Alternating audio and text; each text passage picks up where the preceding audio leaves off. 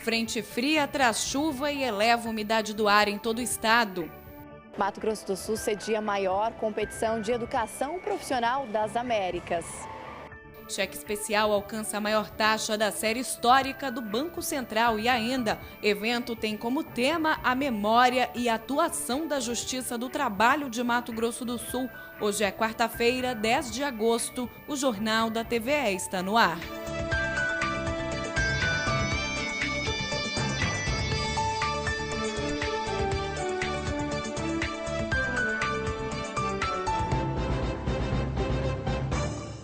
Olá!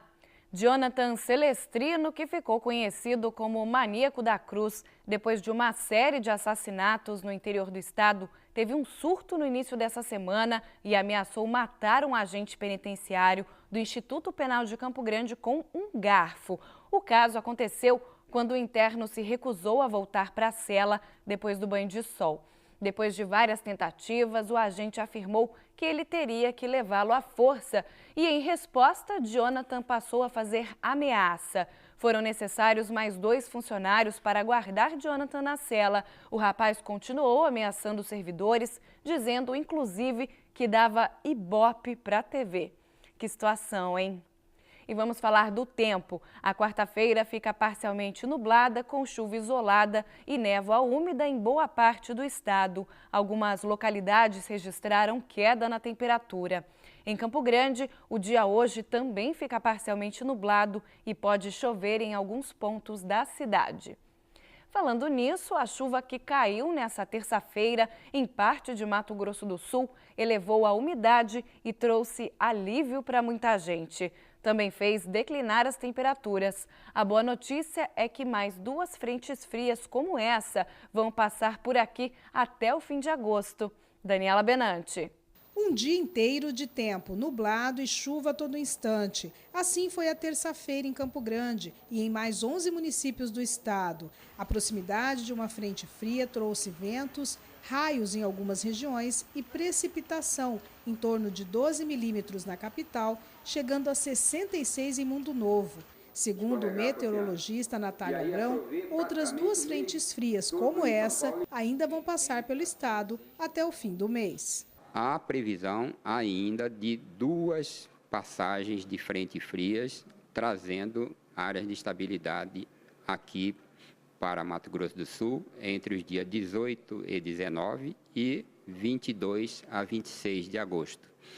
Essa primeira situação, quanto à segunda, vai implicar em aumento de nebulosidade, a umidade relativa vai voltar a subir, há possibilidade de chuvas em pontos isolados, mas de baixo volume, e essas 2 condições não vai trazer mudanças nas temperaturas. A chuva no mês de agosto não ocorre todos os anos e o meteorologista explica por quê. As estações, elas têm influências externas, globais, principalmente quando se trata de trazer umidade mais ou menos significativa aqui para o estado.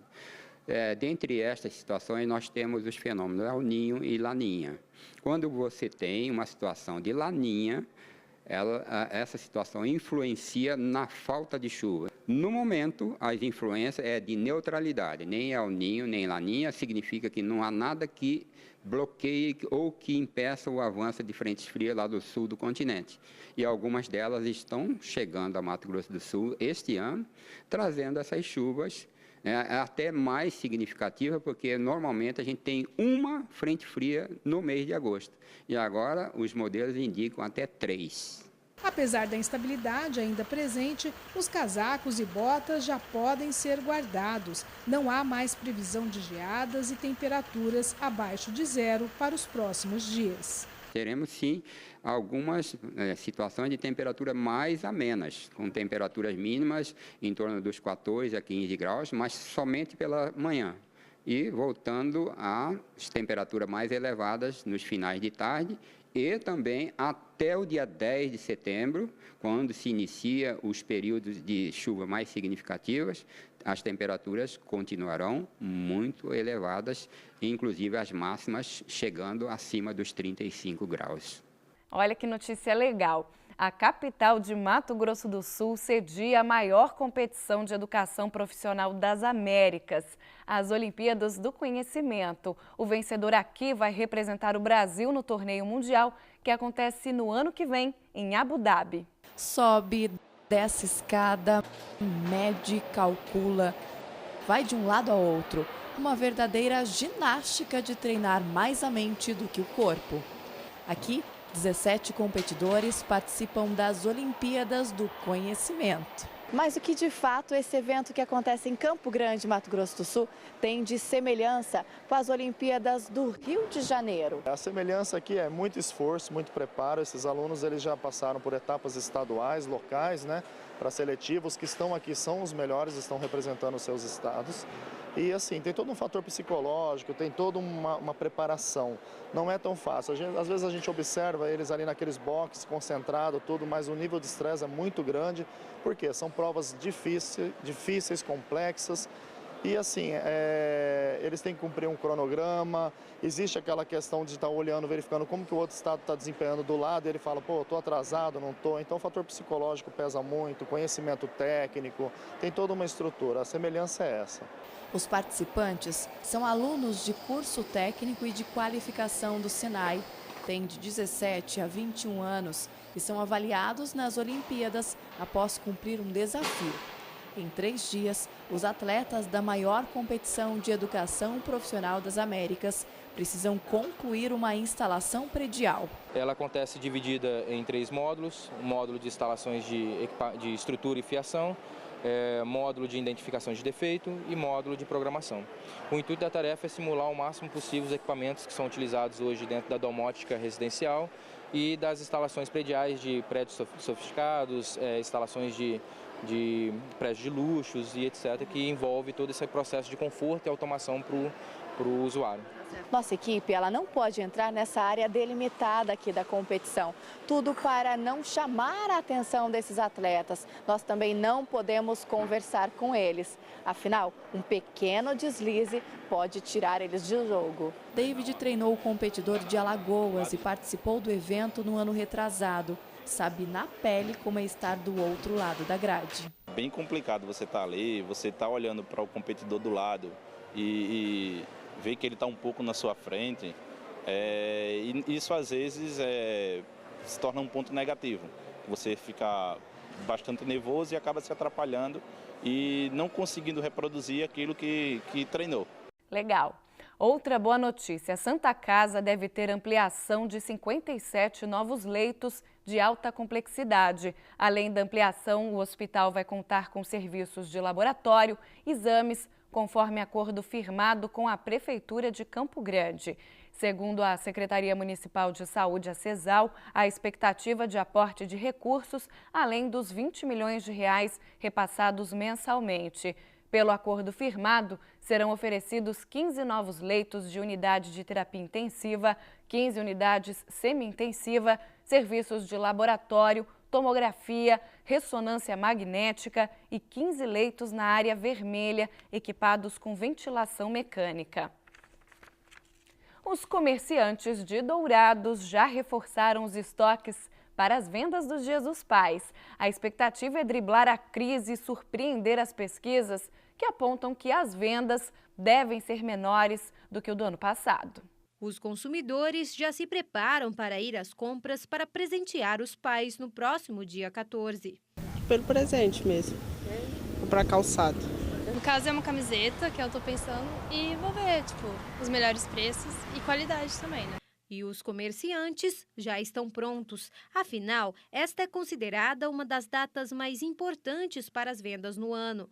Nesta loja, os estoques foram reforçados e a expectativa é driblar a crise financeira e vender mais do que no ano passado. O Dia dos Pais é um dia muito importante para nós pelo seguinte: quando a mãe vem, ela compra para o esposo, que é pai. Ela compra para o sogro, que é pai. Ela compra para o pai dela, que é pai. E normalmente, quase sempre, aí já seriam 3 presentes que ela estaria comprando. E na verdade, Se ela tiver, às vezes, 2, 3 filhos, às vezes cada filho quer dar um presente. Então, na verdade, para um cliente, você consegue, às vezes, vender 4, 5 presentes. Uma pesquisa feita com base na intenção de compras dos consumidores apontou que o Dia dos Pais vai girar pelo menos 6,5 milhões de reais na economia de Dourados. Só que esse volume é pelo menos 40% menor do que o registrado no mesmo período do ano passado. E para driblar essa expectativa de baixa nas vendas, os comerciantes já adotam algumas estratégias. Uma das ações é ampliar o horário de atendimento das lojas nas vésperas da data.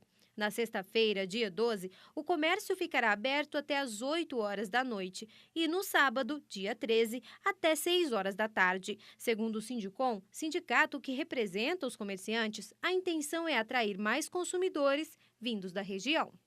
Ainda sobre economia, a disparada de um dos maiores vilões da economia brasileira, os juros do cheque especial. A taxa hoje ultrapassa os 300%. Isso mesmo. E como se trata de dinheiro fácil, ele acaba sendo usado por algumas pessoas várias vezes e por longos períodos. Mas essa facilidade esconde uma armadilha financeira que tem complicado a vida de muita gente. Pesquisa divulgada pela Federação do Comércio indicou que 163 mil campograndenses estão endividados, sendo que 32 mil afirmaram não ter condições de arcar com a dívida. Essa situação se agravou no primeiro semestre deste ano. Com isso, o alto índice de inadimplência aumentou o chamado Risco Brasil, que faz os bancos cobrarem mais juros pelo crédito. E além dos juros dos carnês de lojas e também do cartão de crédito, o juro mais alto hoje é, sem dúvida, o do cheque especial. Segundo o Banco Central, acumulou 315% no último ano, a maior taxa da série histórica do BC, iniciada em 1994. E apesar deste juro tão alto, a maioria dos correntistas já se utilizou deste tipo de crédito. Sempre eu utilizo. Não é uma enrascada? Eu não gosto muito, não. Eu prefiro fazer o possível de não usar. Você sabe que o juro é alto? Eu sei. Só no último caso. É muito altos os juros, muito mesmo. É uma coisa que depois você não consegue mais pagar. Aí você fica mais enrolado do que você já estava. A gente tem que ter, mas tem que saber usar também, né? Então não cheguei a me endividar, não. Mas precisei. Acho que todo mundo, chega uma hora que você precisa, né? É normal, acho que né? Todo mundo uma hora precisa. Mas eu tento evitar. Eu já fiz uma projeção, inclusive no Excel, se eu tirasse R$100 do cheque especial e depositasse em qualquer tipo de investimento desse, mesmo que fosse investimento de longo prazo, a diferença é gritante, a diferença é uma tragédia. Então, o que pagamos, o país não tem poupança, porque o que pagamos de juro é muito maior do que recebemos. Em função disso, o país acaba não tendo poupança e não tendo poupança, nossas reservas vão minguando, como vem acontecendo. Tem uma série de fatores que podem fazer com que esse juro aumente. Primeiro, esse crédito do cheque especial e cartão de crédito, digamos que o banco ele ofereça com maior facilidade, né? Digamos assim, você não teria um contrato, algo que dificulte você pegar esse dinheiro. Porém, do outro lado, o banco também pensa, eu não conheço esse consumidor, eu posso ter uma inadimplência muito grande. Então, ele começa a fazer medições do risco dele e isso pode fazer com que esse crédito venha aumentando. Ou seja, o valor do dinheiro tem ficado mais caro para essas linhas de crédito. Para fugir desse endividamento, este economista ressalta que é preciso saber utilizar o crédito. Segundo ele, o cheque especial só deve ser contratado em determinadas situações e por pouco tempo. Se ele é um crédito para ser utilizado por alguma emergência e de maneira muito rápida ser devolvido esse dinheiro, é uma boa oportunidade. Agora, se ele for pego para subsidiar algum financiamento, alguma conta que vai ser demorada para pagar, enfim, vai ser uma enrascada, ele vai entrar numa bola de neve. E aí ele corre bastante risco de não conseguir pagar isso aí. A boa notícia é que, devido à crise, muitos correntistas estão fugindo do cheque especial. E o banco também incentiva os clientes a fazerem uma poupança para as emergências. O gerente da Caixa Econômica Federal explica como é contratado o cheque especial no momento em que o cliente abre uma conta no banco. Você tem o crédito disponível para você, você utiliza. Mas é bom também, ao invés do crédito, você ter a sua própria reserva, né? E aí vale indicar a tradicional poupança, indicar as outras aplicações financeiras. Para quê? Para que numa emergência dessa ele possa não pagar juros, né? mas utilizar aquele recurso que ele vem guardando comumente. E no próximo bloco, evento debate a importância e resgata a memória das atividades da Justiça do Trabalho de Mato Grosso do Sul. Voltamos já.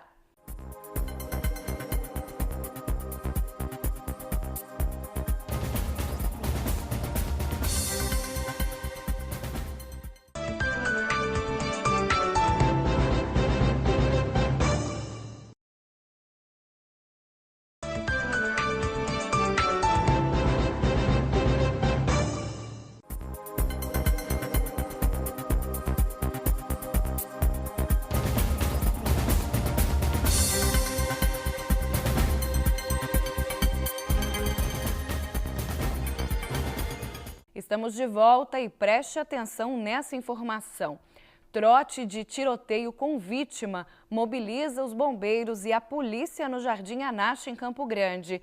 A ligação relatava que uma vítima havia sido baleada na perna. A ocorrência do falso tiroteio chegou à emergência dos bombeiros por volta das 2 horas da tarde dessa terça-feira. Equipe dos bombeiros foi ao local e nada encontrou no endereço em que o denunciante anônimo havia passado. Já a Polícia Militar realizou buscas nas localidades para identificar alguma vítima ou responsável pelo provável disparo e também nada foi encontrado. Vale lembrar que, conforme o artigo 340 do Código Penal, comunicar a ocorrência de crime ou contravenção falsos pode resultar em pena de 1 a 6 meses de detenção ou multa. Combate ao contrabando. A Polícia Militar Rodoviária tirou de circulação cerca de 5.884 quilos de maconha e mais de 30 mil pacotes de cigarros, recuperou 4 veículos com queixa de roubo de outros estados e 3 pessoas foram presas pelo crime de tráfico de drogas. Os números fazem parte das apreensões contabilizadas nos primeiros dias do mês de agosto. Campo Grande cedia o 8º Encontro Nacional da Memória da Justiça do Trabalho. Aqui no estado, a Justiça do Trabalho foi instalada primeiramente em Corumbá, no ano de 1967. A Justiça do Trabalho reúne até hoje, quarta-feira, historiadores e juristas de renome nacional. Eles estão discutindo sobre a preservação da história da Justiça do Trabalho, uma memória que conta a história dos brasileiros. Nós tínhamos uma tradição que eu chamo de ibérica, no sentido de desvalorizar o trabalho. Quem fez essa ponte de valorizar o trabalho foi a Justiça do Trabalho, porque até então, para o direito comum, só tinha acesso à justiça quem era proprietário. Sabe? Era um direito do proprietário. E o trabalhador não tem propriedade, ele só tem a sua força de trabalho para sobreviver. A Justiça do Trabalho teve uma atuação fantástica no Brasil, porque o que ela fez de relevante? Essa que é a memória da Justiça do Trabalho. Ela deu a quem não tinha propriedade o direito de ser cidadão e de ter direitos e pleitear esses direitos na justiça. O evento reúne estudantes de direitos e de outras áreas. Pela primeira vez, acontece em Campo Grande, Mato Grosso do Sul. A cada 2 anos, essa equipe discute temas centrais de interesse dos tribunais regionais do trabalho. Nessa edição, o assunto é a informatização dos processos. A história de Mato Grosso do Sul, sob os olhos da Justiça do Trabalho, isso é muito importante. Mas o evento não gira só em torno disso. O evento é um evento nacional realizado de 2 em 2 anos. Cada cidade capitaneia o evento da memória da Justiça do Trabalho e dessa vez, nessa oportunidade, Campo Grande está oferecendo para o Brasil o encontro e, portanto, as maiores autoridades brasileiras no assunto que estão aqui presentes. Estão abertas as inscrições para a Semana do Empreendedorismo de Campo Grande, que acontece a partir de segunda aqui na capital. Por telefone, o organizador do evento, Fabiano Dotto, trouxe os detalhes. O evento da Semana do Empreendedorismo vai ser realizado na Faculdade Unigrande Capital, que fica na rua Abrão Júlio Rai, 325. Né? Esse evento tem como objetivo, na verdade, mostrar para o público campograndense a missão da instituição, que é formar empreendedores e inovadores. Mas, para isso, nós precisamos mostrar para os nossos acadêmicos profissionais que já atuam no mercado local e regional e têm uma percepção inovadora sobre as possibilidades de mercado na nossa região. Né? Por esse motivo que nós criamos 2 ambientes. A Feira de Negócios, onde empreendedores pequenos, médios e grandes têm a possibilidade de mostrar seus produtos e serviços, e um circuito de palestras, né? Onde profissionais já renomados, com grandes histórias de empreendedorismo, compartilham seus desafios com os nossos acadêmicos. Os temas estão variando desde tecnologia, educação física, estética e histórias de superação, né? Nós diversificamos muito as áreas de atuação esse ano em razão da diversidade de cursos que nós temos na Unigrande Capital. Né? Nós temos como principal atração, que é a palestra magna, Dr. Júlio Segali, que é o inventor do primeiro mouse ortopédico do Brasil e que ele é muito conhecido fora do Brasil, mas pouco reconhecido aqui. Nosso público-alvo são todos aqueles que têm interesse em perceber quais são as possibilidades de mercado em Campo Grande, né? Cada uma dessas pessoas que nós estamos convidando para contar as suas histórias consegue mostrar de uma forma muito prática para todo mundo que é possível empreender, é possível investir, é possível ganhar dinheiro, né? Arriscando um pouco, desafiando algumas barreiras, né? É só uma questão de perspectiva, né? De olhar de uma outra forma o mercado. As informações gerais sobre o evento podem ser obtidas no próprio site da faculdade unigrandecapital.com.br, né, onde tem um banner do evento Sempre a Semana do Empreendedorismo, onde você clica e tem acesso a informações gerais do evento, ou no telefone 3389-3310. Fica a oportunidade para vocês conhecerem o nosso trabalho e conhecerem essas grandes histórias que estarão sendo compartilhadas na próxima semana. Os números da violência doméstica contra a mulher cresceram no primeiro semestre de 2016 na comparação com o mesmo período do ano passado. A princípio, parece uma má notícia, mas o aumento indica que as vítimas estão mais alertas em relação aos seus direitos. Hoje, o Jornal do Rádio discutiu esse assunto com a titular da Delegacia de Atendimento à Mulher, Ariene Murad. Confira os principais trechos da entrevista.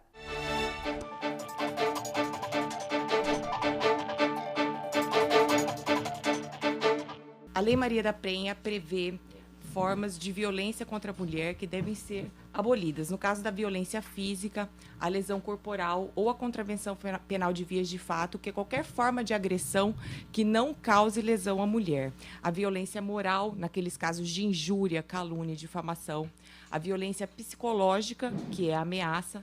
A violência patrimonial, nos casos de dano, incêndio, furto ou roubo, e a violência sexual, que ainda ocorre no âmbito doméstico e familiar, né, que são aqueles casos de estupro, violação sexual mediante fraude, assédio sexual e importunação ofensiva ao pudor.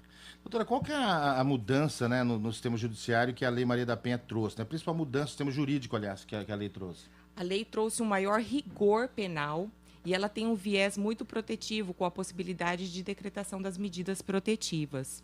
Ela trouxe a possibilidade de imposição em flagrante delito, e essa foi uma das mudanças principais naqueles crimes de menor potencial ofensivo, como no caso da ameaça, injúria, calúnia e difamação. Ela aumentou a pena da lesão corporal dolosa quando a vítima for mulher, quando for praticada no âmbito doméstico e familiar. O interessante, até para colocar aí um parênteses nessa pergunta, a gente está falando muito no ambiente doméstico. Então, se é um homem de fora de casa, assim, a Lei Maria da Penha ela não se aplica? Não se aplica, ela se aplica apenas naquelas relações domésticas, quando tem uma relação íntima de afeto ou algum grau de parentesco entre autor e vítima. Olha, interessante a informação. Interessante, e assim, e olha que eu tenho entrevistado muita gente, a gente tem conversado muito, mas não tínhamos abordado isso. Quer dizer que só nesse caso, então... Só nesse caso. O artigo 5º da Lei Maria da Penha prevê que tem que ter uma relação de parentesco direto ou por afinidade, ou uma relação íntima de afeto entre autor e vítima. Que é para você se proteger dentro da sua casa, né? Dentro do ambiente familiar. Exatamente.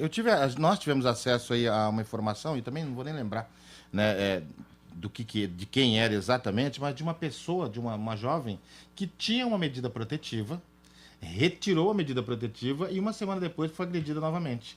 Quer dizer, as mulheres ainda acreditam que esses caras vão mudar, né? Infelizmente, existe essa possibilidade da vítima comparecer em juízo e fazer a solicitação de retirada da medida. Mas é importante que se frise que são esferas distintas. A retirada da medida protetiva não impede a nossa atuação no âmbito criminal. Para a gente não poder instaurar esse inquérito policial, a Polícia Civil não pode instaurar, essa vítima retira a representação na delegacia. A retirada da medida protetiva não significa que esse autor não será apenado na esfera criminal. Isso é importante que se frise. Mas é uma recomendação, por exemplo, que não é comum, né? Que a vítima tire essa medida protetiva, por exemplo. Não é recomendado.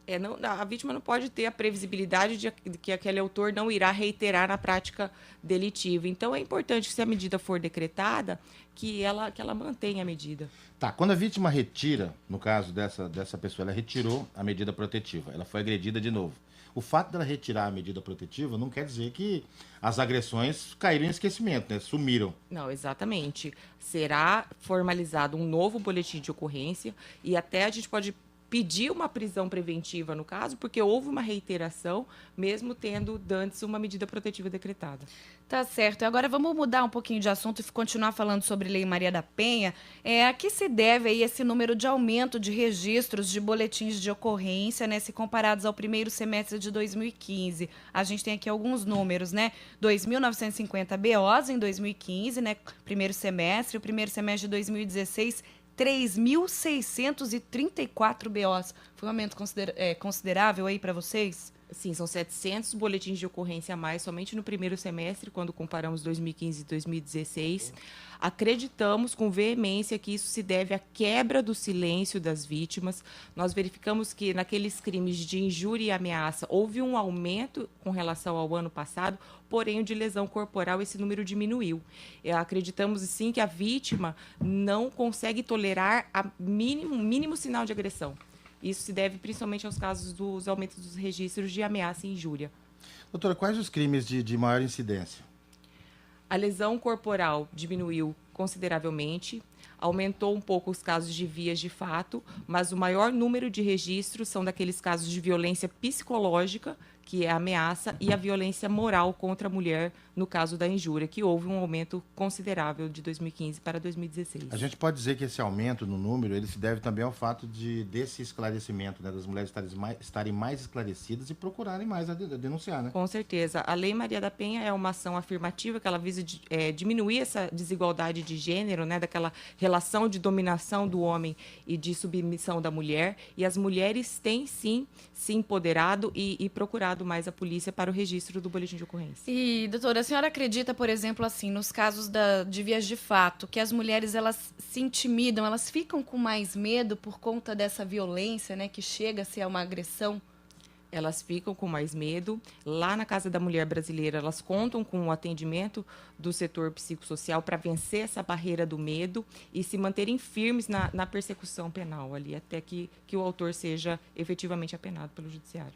A vítima ela vem sofrendo essa violência, as pessoas que estão à sua volta estão percebendo isso, e o familiar ele pode fazer essa denúncia pela vítima? Com certeza, qualquer familiar, qualquer do povo, na verdade, que tem também o dever de exercer a segurança pública, pode procurar denunciar, pode, no caso, se houver delegacia na sua cidade, que procure a delegacia e formalize o registro do boletim de ocorrência. Existe hoje o Disque 180, né, que fica em Brasília, a pessoa pode ficar no anonimato, então qualquer do povo pode sim denunciar, e principalmente os familiares que têm que, infelizmente, conviver com esse tipo de violência. Quer dizer, aquela máxima popular, né, em briga de marido e mulher, ninguém mete a colher, precisa acabar com isso, né? Precisa terminar de vez com essa violência, ainda que não seja dentro dos nossos muros, né? Precisamos quebrar essa máxima, né? E entender que a violência doméstica tem que ser abolida, tem que tirar da cultura do povo essa violência. E, doutor, é verdade que a maioria dos casos de violência não são denunciados? Ainda acreditamos que muitas vítimas sofram em silêncio por questões culturais, religiosas, por vergonha. Então, com a educação, a gente pode mudar esse quadro. Essa campanha vem justamente atingindo esse objetivo, né? Com a divulgação, a difusão da cultura da não violência contra a mulher. E antes de terminar, um recado da equipe de jornalismo da TV Educativa. Caso você saiba de algum assunto que pode se transformar em uma reportagem, entre em contato com a gente. O nosso e-mail é o tvams.jornalismo@gmail.com ou entre em contato pelo telefone 3318-3871. Contamos com a sua participação. O Jornal da TVE termina aqui. Obrigada pela companhia e até a próxima.